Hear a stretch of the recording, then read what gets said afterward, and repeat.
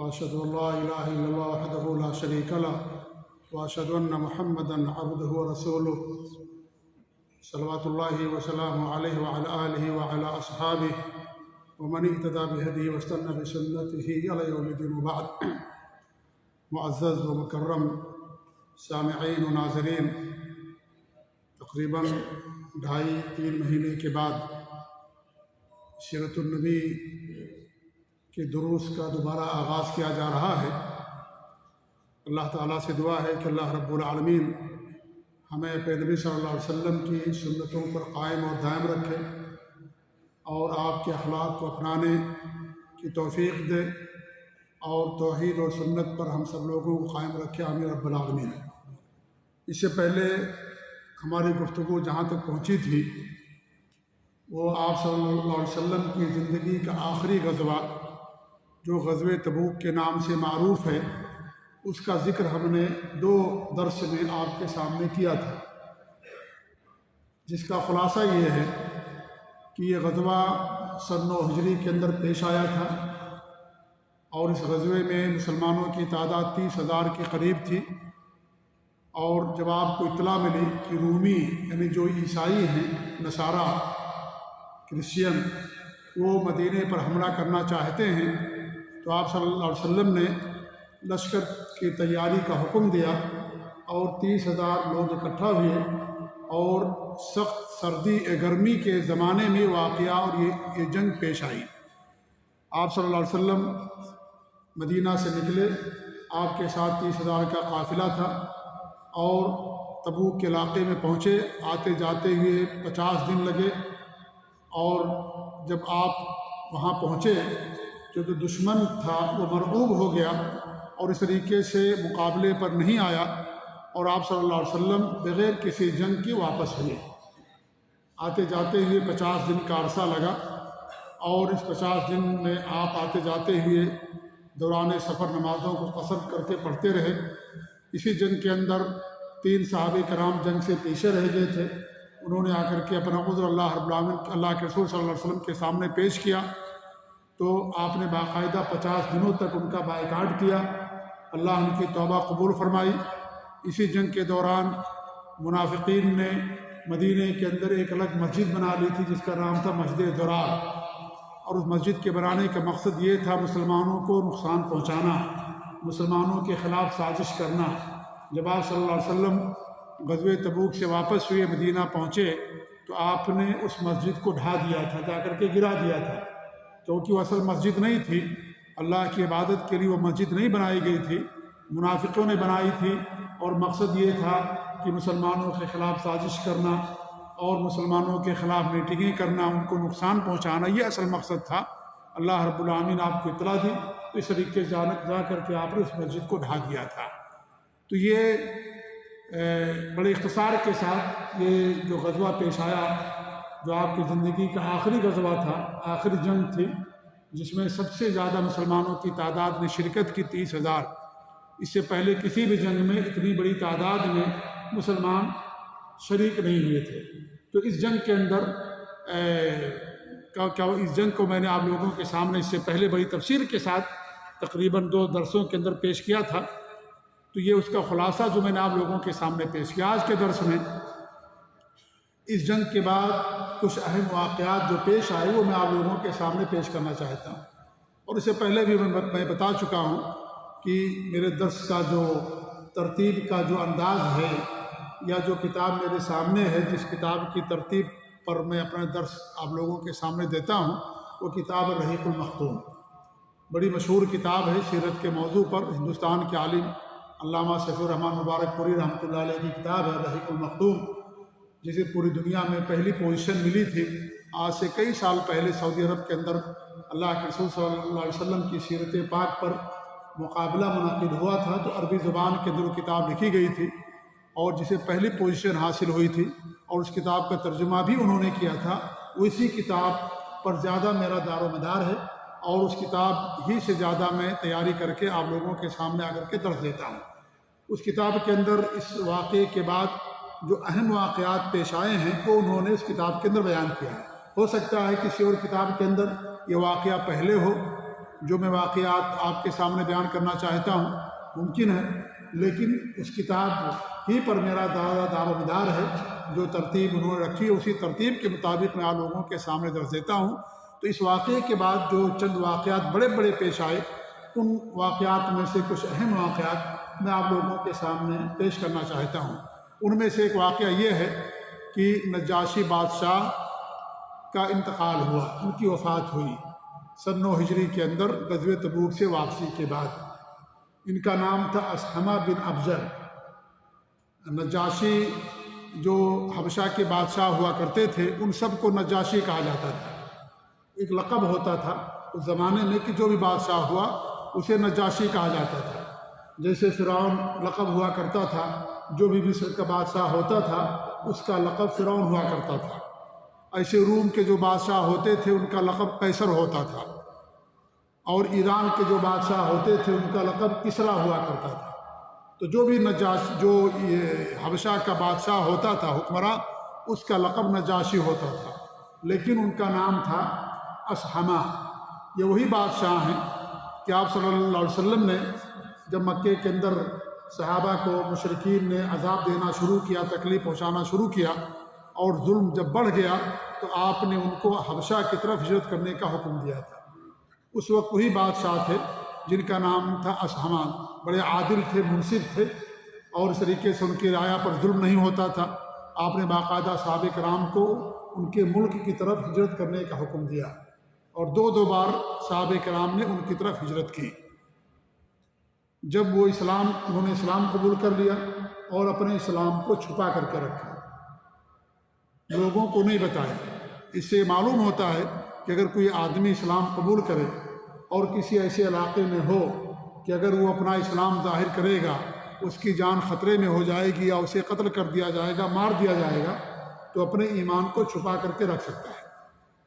ایمان چھپا کر کے رکھا انہوں نے، لیکن اللہ رب العالمین نے آپ کو ان کے ایمان کی اطلاع دی اور آپ نے ان کے ایمان کو قبول بھی کیا۔ اسی لیے جب ان کی وفات ہوئی تو آپ نے فرمایا کہ ایک نیک آدمی کی وفات ہوئی، اور آپ ان کی وفات کی اطلاع حضرت جبریل امین نے آپ کو دی تھی، کیونکہ آپ عالم الغیب نہیں تھے۔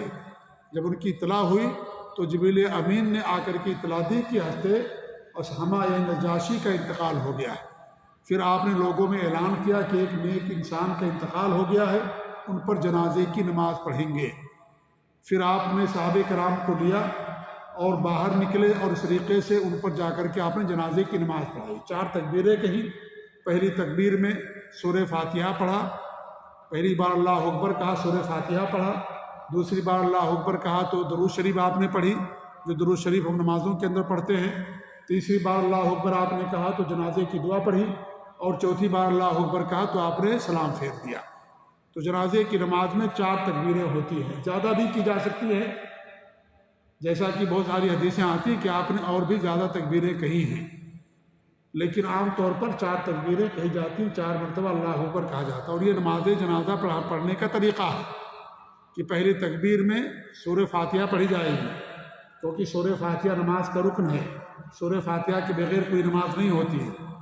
اللہ کے رسول کے لا صلاۃ لمن لم یقرأ بفاتحۃ الکتاب، جو سورہ فاتحہ نہ پڑھے اس کی نماز نہیں ہوتی۔ یہ بھی نماز ہے، ایک جنازے کی نماز، اس لیے اگرچہ اس میں رکوع اور سجدہ نہیں ہے لیکن یہ بھی نماز ہے، اس لیے اس کے اندر بھی آپ نے سورہ فاتحہ پڑھی ہے۔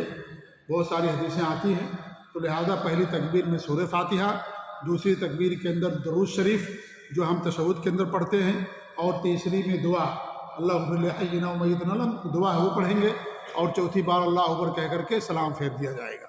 تو یہ ہے نماز جنازہ کا طریقہ۔ تو آپ نے ان کی نماز جنازہ پڑھی، لہذا یہ واقعہ سن 9 ہجری کا ہے، اور غزوہ تبوک سے واپسی کے بعد کا یہ واقعہ ہے۔ جب آپ کو اطلاع دی گئی تو آپ نے ان کی جنازے کی نماز پڑھی۔ اسی واقعے کو لے کر کے بہت سارے علماء اس بات کے قائل ہیں کہ اگر کسی آدمی کی وفات ہوئی ہو تو اس کی نماز جنازہ غائبانہ پڑھی جا سکتی ہے، اسی حدیث کو بنیاد بنا کر کے۔ اس کے بارے میں علماء کے ہاں اختلاف ہے۔ بعض علماء اس بات کے قائل ہیں کہ نماز جنازہ غائبانہ ہر ایک کی پڑھی جا سکتی ہے۔ بعض علماء اس بات کے قائل ہیں کہ نماز جنازہ غائبانہ کسی کی نہیں پڑھی جائے گی، بعض علماء اس بات کے قائل ہیں اس کے اندر تفصیل ہے، جیسا کہ امام ابن تیمیہ رحمۃ اللہ علیہ نے تفصیل بیان کی ہے، اور وہ تفصیل یہ ہے کہ اگر کسی آدمی کی وفات ایسی جگہ ہوئی ہو کہ غالب گمان یہ ہے کہ اس کی جنازے کی نماز نہ پڑھی گئی ہو، تو اس آدمی کی جنازے کی نماز غائبانہ پڑھی جا سکتی ہے، یا وہ آدمی اتنا معروف و مشہور ہو جس سے اسلام کو فائدہ پہنچا ہو، یا اس طریقے سے اس کی خدمات ہوں، تو ایسے آدمی کی نماز جنازہ غائبانہ پڑھی جا سکتی ہے، اور یہی اس مسئلے کے اندر صحیح قول ہے۔ آپ صلی اللہ علیہ وسلم نے ہر آدمی کی نماز جنازہ غائبانہ نہیں پڑھی، صرف کس کی پڑھی؟ نجاشی بادشاہ کی، کیونکہ حدیث کے اندر آتا ہے کہ آپ نے فرمایا کہ تمہاری زمین کے علاوہ دوسری زمین میں ان کی وفات ہوئی، یعنی ایسی زمین میں جہاں مسلمان نہیں ہیں اور انہوں نے اپنے ایمان کو چھپا کر کے رکھا، لہذا یہی متوقع ہے کہ ان کی نماز جنازہ لوگوں نے نہیں پڑھی تھی، اس لیے آپ صلی اللہ علیہ وسلم ان کی نماز جنازہ غائبانہ آپ نے پڑھی۔ اس لیے آج اگر کسی آدمی کی وفات ہو جائے کسی ایسی جگہ جہاں مسلمان نہیں ہیں مان لیجیے، یا اس طریقے سے جہاز کریش ہو گیا یا حملہ ہوا اور اس طریقے سے قتل کر دیا گیا، تو ایسی صورت میں اس آدمی کی نماز جنازہ غائبانہ پڑھی جا سکتی ہے۔ ہر کس و ناکس کا نماز جنازہ غائبانہ پڑھنا یہ صحیح نہیں ہے کہ ہر آدمی کی نماز جنازہ غائبانہ پڑھی جائے، کیونکہ آپ نے ہر ایک کی نہیں پڑھی۔ حضرت ابوبکر کی وفات ہوئی، لوگوں نے مکے میں ان کی نماز جنازہ غائبانہ نہیں پڑھی تھی، یا اس طریقے سے اور جگہوں پر نہیں پڑھی گئی، لہذا ہر آدمی کی نماز جنازہ غائبانہ نہیں پڑھی جائے گی۔ جس کے بارے میں توقع یہ ہو کہ ان کی نماز جنازہ نہیں پڑھی گئی جہاں ان کی وفات ہوئی، تو ایسی صورت میں ان کی نماز جنازہ غائبانہ انسان پڑھ سکتا ہے۔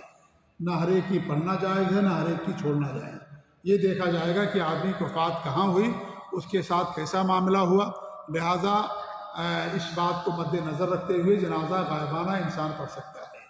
دعا آدمی کسی کے لیے بھی کر سکتا ہے، دعا کے لیے کوئی شرط نہیں ہے، آدمی کسی کی بھی دعا کر سکتا ہے، جی ہاں، لہذا جنازہ غائبانہ اسی کی پڑھنا جائز ہے۔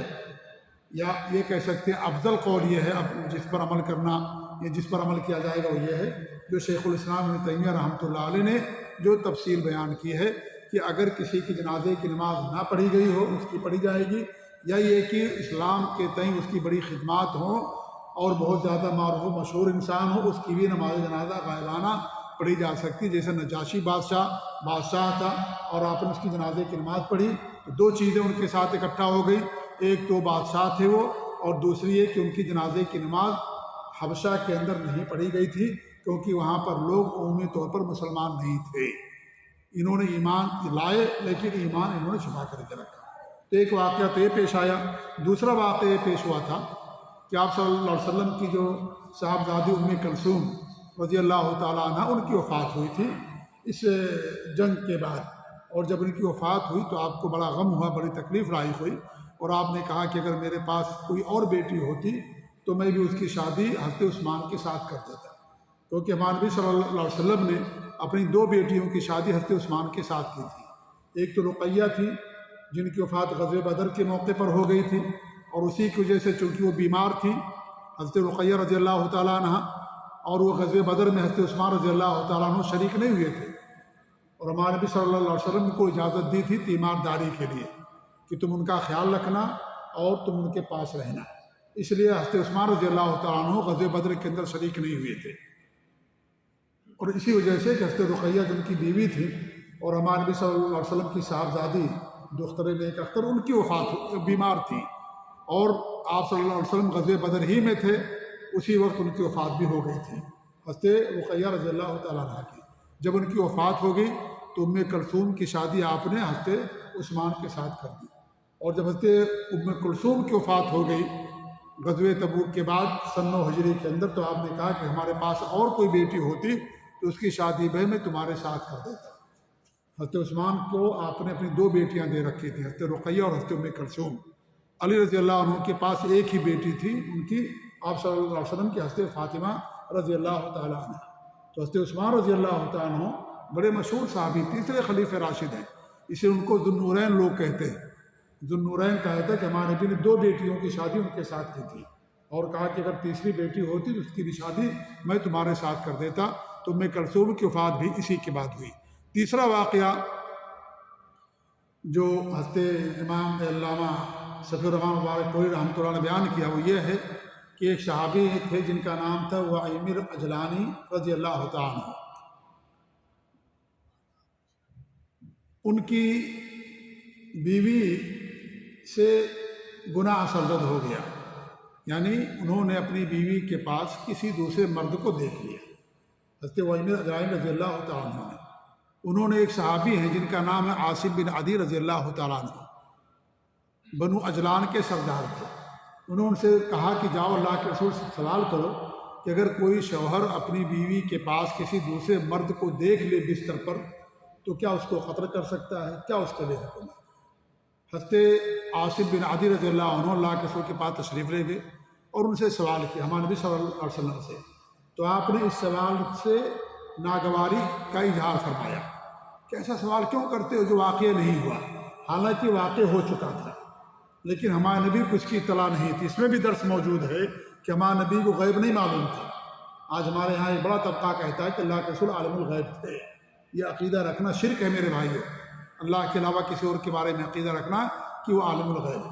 ہمارے نبی کو نہیں معلوم تھا، اس لیے ہمارے نبی صلی اللہ علیہ وسلم ناراض ہو گئے، کہا ایسا سوال کرتے جو واقع ہی نہیں ہوا کہ کوئی اپنی بیوی کے پاس کسی اجنبی آدمی کو دیکھ لے تو کیا کرے، اس کے بستر پر قتل کر دے، اس کو کیا کرے۔ تم ایسا سوال کرتے جو واقع ہی نہیں ہوا، حالانکہ وہ واقع ہو چکا تھا، لیکن ہمارے نبی کو اس کو اطلاع نہیں تھی۔ آپ ناراض ہو گئے اس سوال سے۔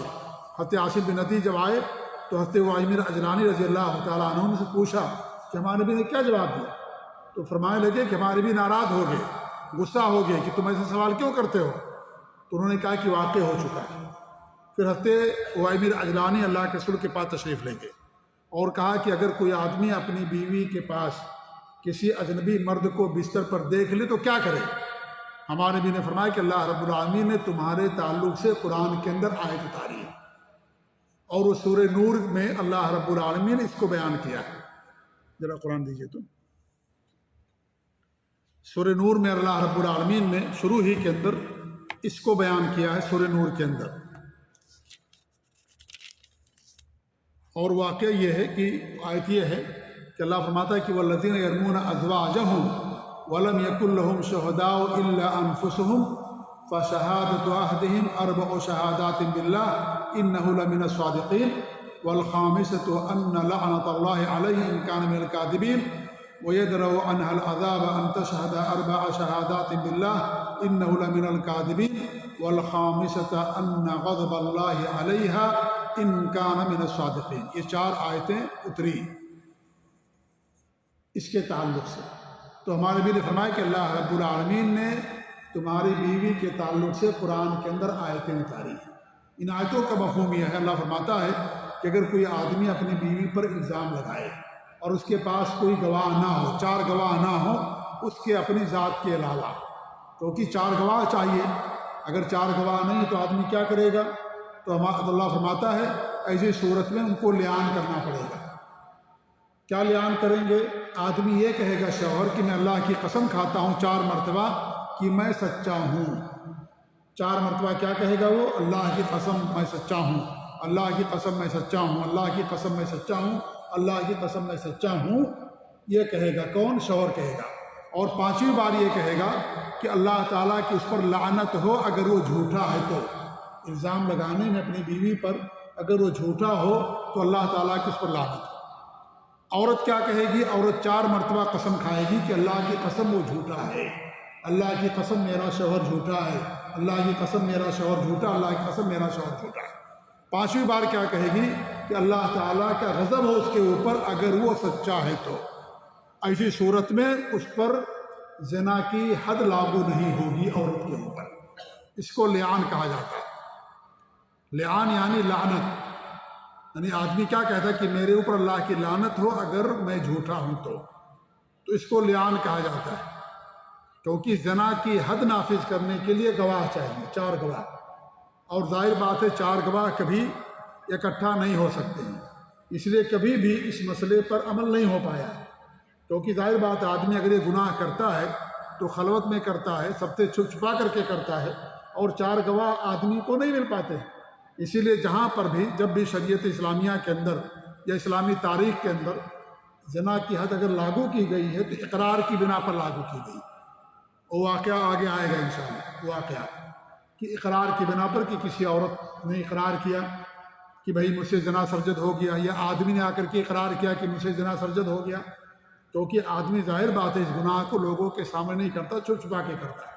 اس لیے اگر انسان کی تربیت اچھی کی گئی ہے، اللہ تعالیٰ کا خوف ہے، آخرت پر ایمان ہے، جہنم کی سزا کا خوف ہے، تبھی آدمی جا کر کے اسے اقرار اور اس کا اعتراف کرتا ہے. تو اسی لیے اگر گواہ نہیں ہے تو اسی صورت میں زنا کی حد لاگو نہیں ہوتی ہے جب تک 4 گواہ نہیں ہوں گے. اس لیے اگر یا تو انسان آ کر کے اعتراف کرے، اقرار کرے، یا یہ کہ عورت ہے شادی اس کی نہیں ہوئی اور وہ حمل سے ٹھہر گئی تو یہ بھی دلیل ہے کہ اس سے زنا سرزد ہوا. انہی 2-3 چیز کی بنا پر زنا کی حد لاگو ہوتی ہے.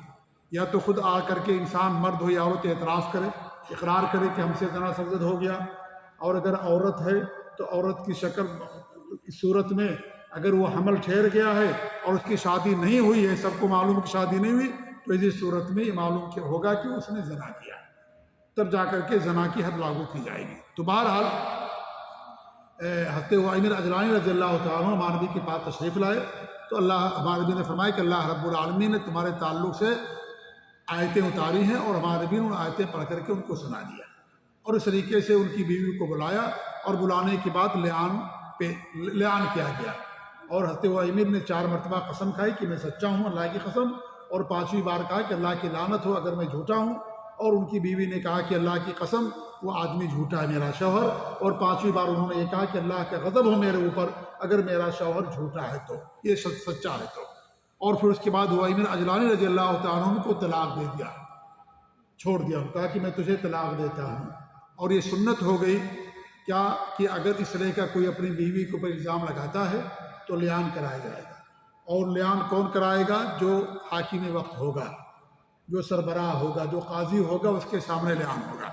اور اگر کسی ملک کے اندر یہ اسلامی نظام نہیں ہے، اسلامی حدود کا نفاذ نہیں ہے، تو جو علاقے کے سربراہ ہیں، بڑے لوگ ہیں، ان کے درمیان یہ واقعہ یہ مسئلہ رکھا جائے گا اور ان کے درمیان لعان کرایا جائے گا. یعنی کہ آدمی بڑے گھر میں بیٹھ کر کے لعان کر لے، ایسا نہیں ہے. جو علاقے کا سربراہ ہوگا، جو علاقے کا ذمہ دار ہوگا، اس کے سامنے یہ معاملہ کیا جائے گا. یہ صحیح بخاری کی حدیث ہے. صحابہ بھی انسان ہی تھے، لیکن آپ ذرا دیکھیں کہ ان کے اندر کتنا اللہ تعالیٰ کا خوف تھا، کتنی خشیت تھی، اللہ تعالیٰ کا ڈر تھا. اس طریقے کے واقعات پیش آتے تھے، وہ چاہتے چھپا سکتے تھے، لیکن آ کر کے اللہ کے رسول کے سامنے بیان کیا. تو اس طریقے سے لعان کا واقعہ یعنی اسلام کے اندر رکھا گیا کہ اگر کوئی اپنی بیوی پر الزام لگاتا ہے، گواہ نہیں ہے، تو لعان ہوگا. ہمارے نبی نے کہا کہ اگر جو بچہ پیدا ہوگا اگر وہ کالا ہوگا، آنکھیں کالی ہوں گی، تو اسی صورت میں ہنستے ہوئے عمر سچے ہیں. اور اگر وہ لڑکا وہ اولاد خوبصورت ہوگی، سرخ مائل ہوگا، تو پھر ہنستے وہ عمر جھوٹے ہیں اور ان کی بیوی سچی ہے. جب بچہ پیدا ہوا تو بچہ کالا تھا. اس سے معلوم ہوا کہ حضرت عمر رضی اللہ تعالیٰ عنہ اپنی بات میں سچے تھے. ہمارے نبی نے کہا کہ اگر اس طرح کا ہوگا تو پھر حضرت عمر سچے ہیں، اور اگر ایسا بچہ پیدا ہوگا تو پھر عورت سچی ہوگی اور وہ عمر جھوٹے ہوں گے. کیوں؟ آپ نے شکل کی بنیاد پر کہا. اسی لیے حدیث کے اندر آتا ہے کہ اگر آدمی کا نطفہ یا آدمی کی منی غالب آتی ہے تو جو بچہ پیدا ہوتا ہے آدمی کے خاندان یا آدمی کی شکل اختیار کرتا ہے. اور اگر عورت کی منی غالب آتی ہے مرد کی منی پر تو جو بچے کی شکل ہوتی ہے وہ عورت یا اس کے خاندان والے ہیں، ماں اور اس کی بہنیں یا اس کی طرف سے جو رشتہ دار ہوتے ہیں، اس کی شکل کا بچہ پیدا ہوتا ہے. یہ اللہ کے رسول صلی اللہ علیہ وسلم کی حدیث ہے. تو آپ نے فرمایا کہ اگر عمر رضی اللہ عنہ کی شکل کالی تھی تو انہوں نے کہا کہ اگر وہ بچہ کالا پیدا ہوگا، آنکھیں بھی اس کی کالی ہوں گی، تو وہ عمر سچے ہیں اپنی بات میں.